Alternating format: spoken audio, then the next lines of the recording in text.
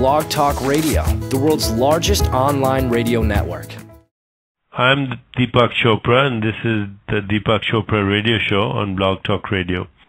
On this program, we talk about several things, but our focus is always on well-being in all its different forms. Well-being, community well-being, social well-being, physical well-being, emotional well-being, spiritual well-being, and of course, our favorite topic, always consciousness. You're getting this program today from a very special place. As you know, I changed the location of the program, and today the program is coming to you from Columbia University in New York City, from the business school, where we are doing a course on just capital and cause-driven marketing. Check the Columbia Business School website if you're interested in this course for the future. My very special guest today is Jennifer Buffett. She's the co-chair and president of the New York-based NoVo Foundation, a philanthropic organization focused primarily on the empowerment of women and girls. She is responsible for the strategic direction of NoVo and chairs its grants committee. She shares leadership of the foundation with her husband, composer and producer Peter Buffett. In September 2008, Jennifer and Peter Buffett received the Clinton Global Initiative Award, Clinton Global Citizen Award, for their visionary leadership and sustainable, scalable work in solving pressing global challenges. Presenting the award to the Buffetts, former President Bill Clinton said, "The Buffetts are leading an inspirational campaign to improve the status of women and girls across the globe. Their innovative approach to philanthropy has leveraged the capacity of existing organizations to affect real positive change." As you know, I've been doing a series on the soul of leadership, which is an ongoing course at Northwestern University, at Kellogg, and now its derivative course at Columbia University, Just Capital, Cause-Driven Marketing. Jennifer Buffett also serves on the boards of the Nike Foundation to promote the Girl Effect, the economic and social empowerment of adolescent girls in the developing world that results in a ripple effect of positive change. She has been in charge of this NoVo program for several years, but Jennifer's other efforts include capacity building for the International Center for Research on Women and Women for Women International. She's a recipient of the Conrad Hilton Prize for Humanitarian Organizations that helps women in war-torn countries rebuild their lives and their communities. Her work in philanthropy began in 1997 when her in-laws Susan and Warren Buffett placed Jennifer and Peter in charge of a charitable fund. Since then, of course, she's done a lot of work, and I could spend the rest of this program talking about that. But before I bring her on, her website, or the website that you can go to find out more about how this work is really fostering a transformation in global society from a culture of domination and exploitation to collaboration and partnership, empowering women and girls as the primary agents of change. And the website is www.novofoundation.org. I'm repeating that, novofoundation.org. First of all, thank you so much for joining us, Jennifer, and taking time to come on the show. Thank you for having me. I've admired your work and your books for some time. It's a pleasure. So, you know, I think a lot of people don't recognize that amongst other institutions, the United Nations and other agencies have declared that the fastest change to bring about transformation in the world is really the empowerment of women, and that, of course, in large part also means the economic empowerment of women, and that it affects everything from health to education of children to jobs to even conflict resolution and the amount of violence there is in a community. And would you say that that's been your experience too from the work you've done? It has, absolutely. First, I want to just correct something because it's important. Yes. The Conrad Hilton Award that you mentioned, I did not win that, actually. Oh, that went to Women for Women International, who was actually the first women's organization to have won it, who we've been in deep partnership with for quite some time. So I just wanted to call that out and not take that where it was really due to Women for Women International, which is an amazing organization.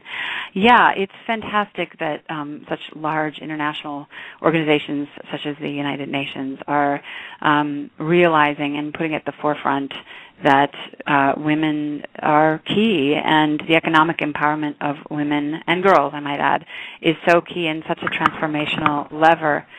Back in 2006, when my father-in-law, I'm married to Peter Buffett, who's the youngest son of Warren Buffett, and in 2006, when Warren decided to give his money away and gave a large gift to the Bill and Melinda Gates Foundation, we were given an endowment of $1 billion, actually.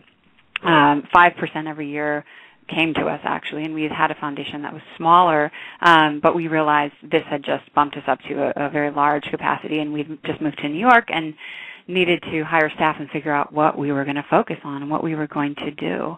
So we spent 2 years really traveling and being students, and I really feel like as a philanthropist or a lifelong student, looking at the world and looking at, some of the most intractable problems and trying to figure out, what structurally, or what are the themes, what are the programs that work, so to speak, that are the source. How could we get to the root causes?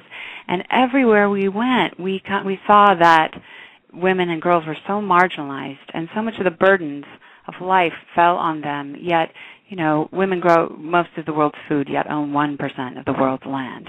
They're not in leadership positions. They're victims of violence. They're the first girls are pulled out of secondary school so often. They're married early, on and on and on. And we thought, people used to ask us, so what are you going to focus on, health or education? And we said, well, we care about the environment and education and health and well-being, and these things are all connected.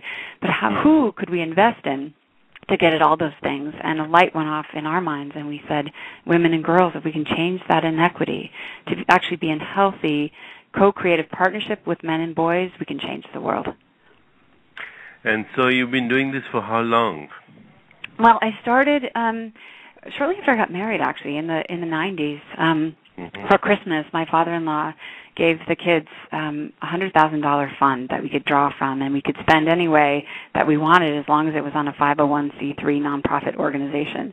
And so that got me out. I was living with my husband in Milwaukee, Wisconsin, where I'm from, at that time, and it got me out into the community to start learning. And then over the years, the pile of money grew, and we got our own foundations and had to learn how to run a foundation, how that all works legally and technically and hopefully skillfully, and what we wanted to focus on. And my husband's siblings and their partners, and then it grew. In 2006, it grew quite significantly.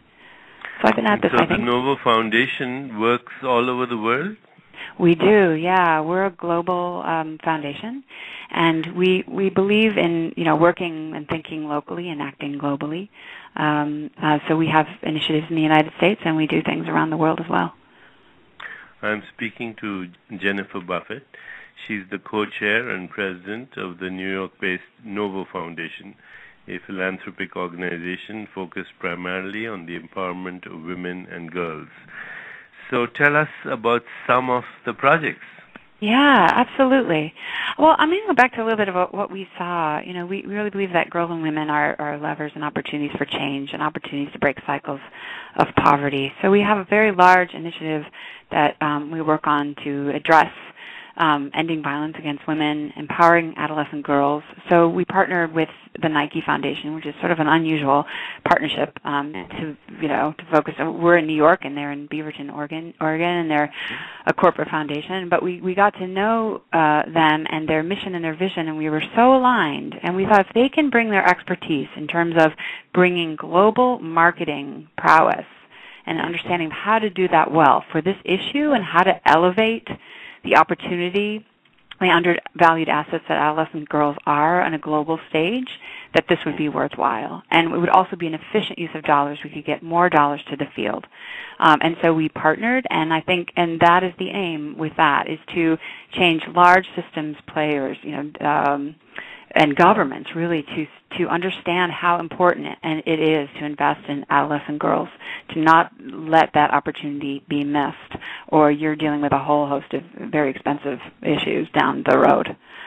So that's a major initiative of ours. And then we do things in the United States that are a little bit differently. We work on social justice issues, and we have an initiative that's fairly new but came out of the work with women and girls.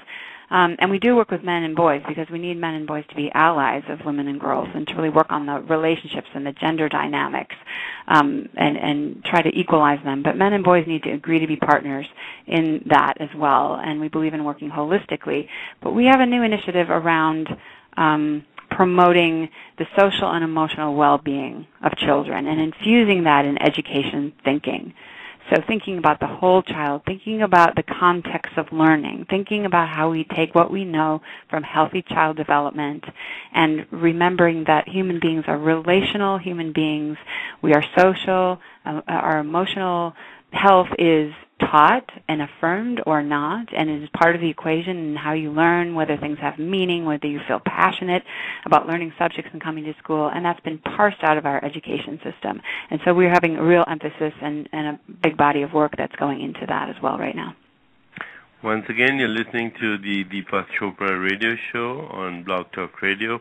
I'm speaking to philanthropist, co-chair and president of the New York-based NoVo Foundation, and her name is Jennifer Buffett. She comes from the famous Buffett family. We're talking about her foundation, the NoVo Foundation. You can check out the website, novofoundation.org. And Jennifer has been telling us about focusing her time and energy and also creating partnerships and bringing millions of dollars on helping women and girls overcome poverty, discrimination, violence around the world. What kind of progress have you seen, Jennifer?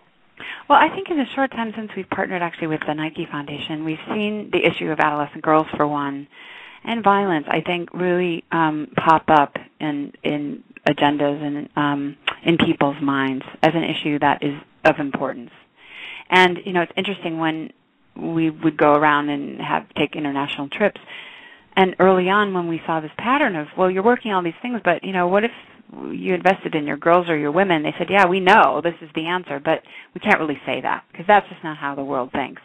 This is changing. And I think it may seem like a small thing, but there's a Girl Effect video. If you go to www.girleffect.org, there's a video that goes viral that is not branded, that anyone can use and you can pass around, that talks about the issue and when you invest in a girl, the ripple effects of change. And that's been seen by millions of people and the World Bank, you know, the UN, big agencies, and lots of people. And it's changing. We're seeing consciousness shift around the importance of women and girls, I think, in a very short period of time. So we're seeing that. I mean, I think a lot of the issues that philanthropy works on take a lot of time. But I've seen with groups, you know, that we've invested in their capacity, and it just like a business, if you invest very smartly on board capacity and helping an organization to reach their goals, they can be successful. And so in many instances, in our work, we're seeing that. So, you know, this is very interesting to me because one of my mentors many years ago was the great Jonas Salk, who everyone knows as the discoverer of the polio vaccine. And towards the end of his life, he was very interested in human evolution and the future of human evolution. And he used to talk about something called metabiological evolution. And he used to say that our evolution until now has been about survival of the fittest. And it was kind of, in a sense, a male masculine energy which dominated evolution. And it was very Darwinian in the sense that the fiercer you were, the more predatory you were, the more your likelihood for survival. And that, of course, led to the patriarchal culture and led to its abuse, led to the exploitation of women and the abuse of women. And we're still struggling with that. But then he went on to say that the future, if we are to survive, is really what he called the culture of wisdom and the survival of the wisest. He said wisdom would be the criterion for evolution in the future, and that for that we needed the women to take over leadership roles. And we're not there yet, in the business world, in the academic world, in the political arena, we're still dominated by men. And we're seeing some of the effects of that predatory instinct that's automatically built into our biology. And once we go beyond this solving the problems, of abuse and exploitation, I think we can look forward to women and girls playing a transformative leadership role in society and actually take us to the next stage of our evolution. At least that's what I was taught. Do you feel that there might be some truth to that? Absolutely, absolutely. I think, the paradigm and the archetype of sort of control and male dominance and patriarchy is not going to go away until there's something that presents itself that's strong and powerful and real in deep ways and everywhere. And that, to me, is the other gender, women and girls, and, who are the mothers of every child to be born and have a lot of power and a lot to say with it, and who can model something different as well. But it will be I think, eventually partnership with men and boys. I think there's, what I see around the world in some of the toughest places. I've been to the Congo several times, and for example, and, you sit with women in circles, and they are considered less valuable than dogs or cooking oil, and they think that being beaten by their husband is normal, and they just have no value and no voice, and they are hunched over. And when you tell them that they have a human right to dignity, respect, to not being in harm's way and not be beaten, this is news to them.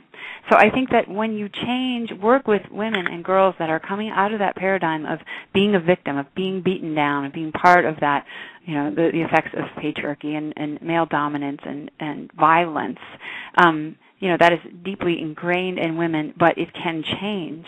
And when the light starts to come on with them and they have dignity and respect and a community that supports women in the journey of moving out of that victimhood into putting their head up high, and they have some money, and they start to earn skills, and they can get away from an abusive husband or situation. I mean, the whole family dynamic changes, they change, and there is nothing that woman almost cannot do.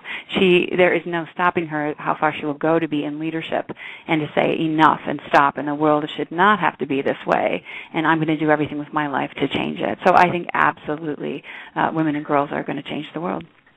In our course at Columbia University, which I mentioned it earlier, that it's about just capital and cause-driven marketing, and we are seeing collaborations between profits and non-profits, between different types of foundations like you were talking about.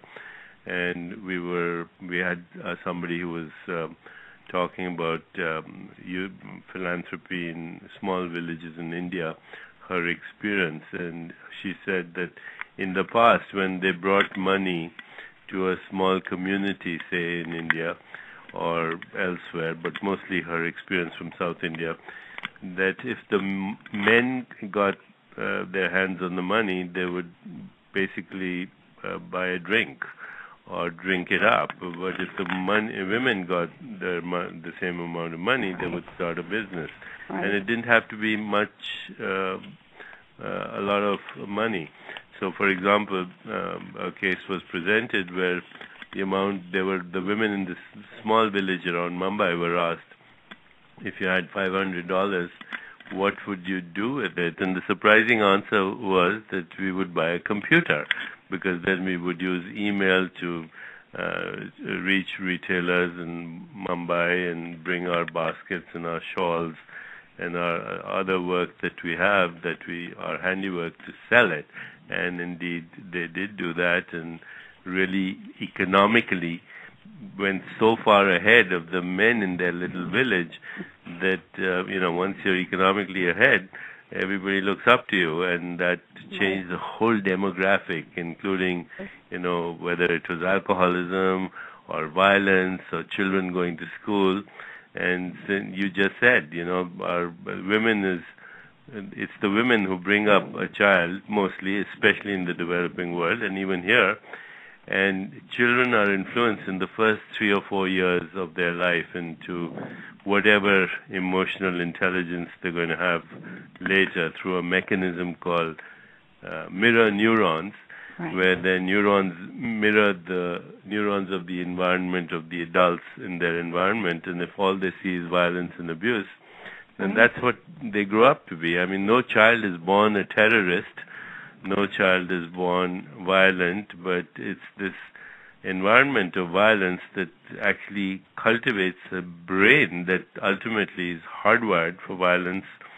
And therefore, the best thing we could do in the long term to decrease violence in the world is actually honor the mothers and the women of our societies, so that we turn out these leaders of the future, men and women, who've been brought up in an environment that cultivates a sense of beauty and intuition and nurturing and affection and caregiving. Absolutely. So that is such a powerful thing that we don't recognize, that we could be changing an entire world by focusing on the empowerment of women, and that significantly has to be economic empowerment. Mm-hmm. Absolutely. But the economic, and you just beautifully laid that all out. Thank you so much. It's beautifully and perfectly said.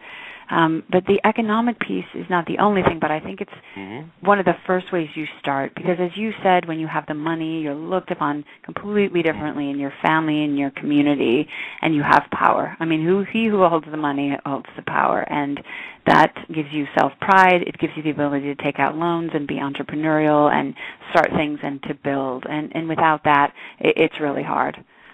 But the economic piece leads to so many other things. I've been speaking to Jennifer Buffett. She's the co-chair and president of the New York-based NoVo Foundation, a philanthropic organization focused primarily on the empowerment of women and girls. We've been talking about the work of the NoVo Foundation. Their website is novofoundation.org. Jennifer's also telling me about the girleffect.org foundation, where you can go watch this video on what the girl effect is and how it quickly changes into community and social and all aspects of well-being. Her foundation is also collaborating with Nike Foundation on this girl effect, and it's a global campaign that promotes the powerful social and economic change brought about between girls and gives them an opportunity to participate in a transformative process that ripples in all sections of the community.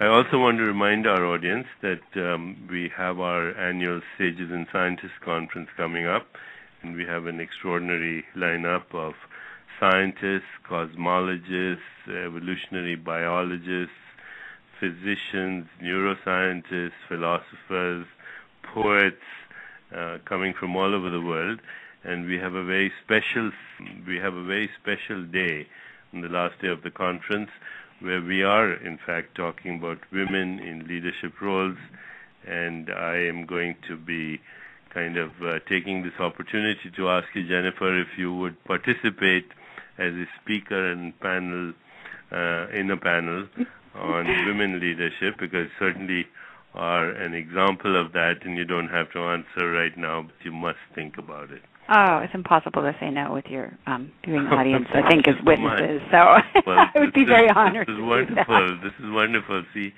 in every situation there's an opportunity. So thank you very much. And do you have anything else that you want to say? This program, of course, will be on the internet. We have a worldwide audience, and we'll be tweeting and Facebooking and getting in touch with all our social networks for people to listen to this. So would you like to say any final words? Yeah, I mean, I really love what you said about nurturing the next generation and how we have a very different world if we invest in and value the mothers of this world. And I think there's so much talk around 2012 of what's going to happen. And what I feel is going to happen is that we have been living in a society, if you think about the Roman Empire, of conquest and acquisition, competition, domination, exploitation of one another and of places and of resources on the planet, and I think we're hitting those limits. I think we're realizing, when you were talking earlier about businesses partnering with nonprofits and having social good as well, that even businesses are realizing, hey, wait a minute, this bottom line of am I making maximum profit is not the only thing. Am I a good citizen in the world, or am I doing social good?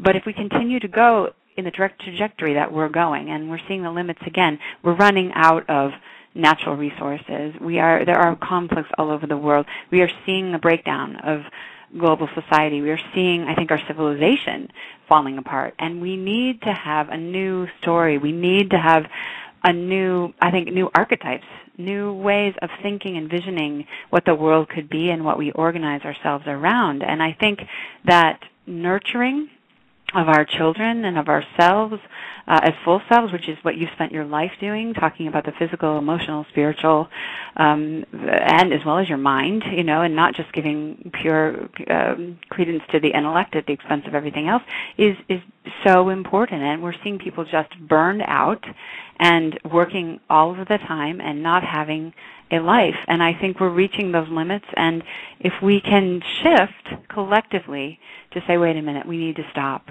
Life is possible when we nurture human beings, depend on that. Our food needs to be nurtured and grows, our ecosystem, our soil, one another, and we can put aside our greed. And I hope we can do this, because I think we're really at a choice point where humanity is going to decide, are we going to go on the way we've been going and competing for less and less resources and fewer and fewer people at the top while, billions of people starve and live on $2 or less a day. Is this a world we want to live in, or do we want to make sure that economies, and I think money was, if you look at when money was invented a very long time ago, it was based on the principles of providing for everyone. That's what an economy should do, is make sure that needs and resources and services and goods are traded, and that there's enough to go around. If we can change and shift to that paradigm, I think we have a future. And I think we're at that point right now where we're going to decide.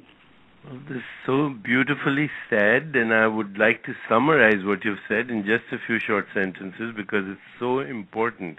There's so much wrong in the world. There is economic injustice, there's the exploitation of poor people, of children, there's trafficking, there's eco-devastation, global warming, there's war, there's terrorism, and it's so overwhelming. And yet, what we've learned from this very short interview with Jennifer Buffett is that if there's one thing that, could be the transformative thing that affects everything we've talked about, it could be children who are brought up with nurturing and love. And, there's a great Indian saying that every child that is born is proof that God has not yet given up on human beings. And if we are to really believe that, then we would make womanhood and motherhood the most sacred profession there is on this planet. And that is the only way to transform all the disparate problems that we have. And if you don't believe that, then you're out of touch, totally out of touch with what's going on. So it's been such a privilege for me to have Jennifer Buffett, and I do hope that we'll have the occasion to talk more about the successes of your programs when we speak next time. Thank you. I would so enjoy that. It's been an absolute privilege to speak with you as well. If you ever want to give up your day job, give me a call, because you fit right in. Say that again? If you ever quit your day job and you need a job, give me a call, you'll fit right in. Well, I'll do whatever you ask me to do, because this is, everything that I have in my life I owe to my mother. And of course, my father was a great person, but it was my mother who told me stories and fired my imagination, made me think I could achieve the impossible. Clearly, so I always felt that that's the most sacred profession in the world. That's right, and I love the word sacred. Is nothing sacred, We've commodified everything. No, it is not so. So thank you so much for Thank you, Jennifer. sharing your I'm Deepak Chopra. You've been listening to Deepak Chopra Radio on Blog Talk Radio.